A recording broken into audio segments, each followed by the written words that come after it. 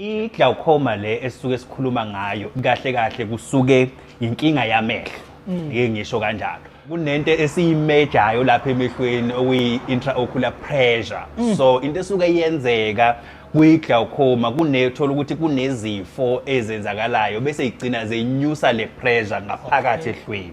So makwenyuka le pressure ngaphakathi ehlweni bese kuthinteka amandla lokho esikubiza ngama nerves. Kuyinkinga ke mangithi umthambo ngezulu bayimthambo azothi umthambo wegazi. Kodwa bayazi yabona emakhaya inevu kuba yazi kahle ba kuyilokho uma uhlaba inkomo uthi nje yebo ilapha impela indaba yebo bathi uyishaye phi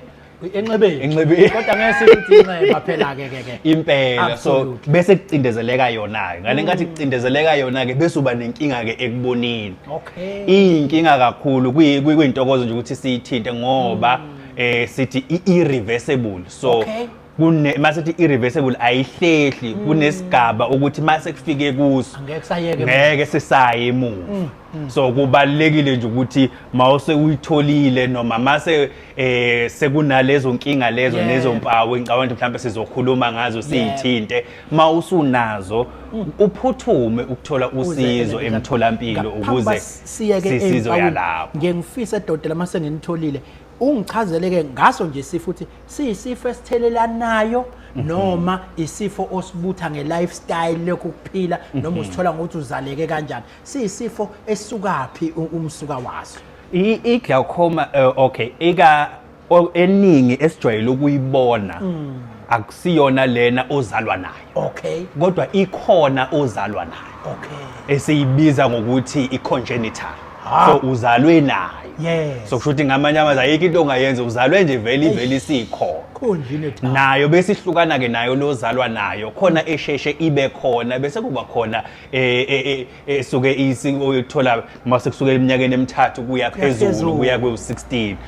uthola ukuthi mawuyithola lapho ke siye sinayo siyifake ngaphansi kwalokho ukuthi ku-congenital uma kungekho into eyenzekile ukuze ube naleyo nto sizobhala i-test njalo masiqeda bese kuba nalena ke sithi i-acquired meaning uyithole endleleni awuzalwanga nayo naze nginene igama ngingalithola umshango lele silisebenzisa sonke nje acquired kubeka dokotela ukuthi uyithole endleleni leyo ke sibe bese sichaza ukuthi uyithole kanjani endleleni okunezinto zakhona enye nje yazo uthola ukuthi khona esibiza ukuthi kube nengozi waba ne-trauma or kube nokulimala okuthile okwenzekile ehlweni and then emva kokulimala kwakho bese ke uba naleyo nkinga yeso eqalwe ukulimala kodwa ukuba ubungalimele ubungenankinga nje ubukahle so enye yazo leyo bese kuba khona othola ukuthi yenziwa izifo ezithile onazo wena emzini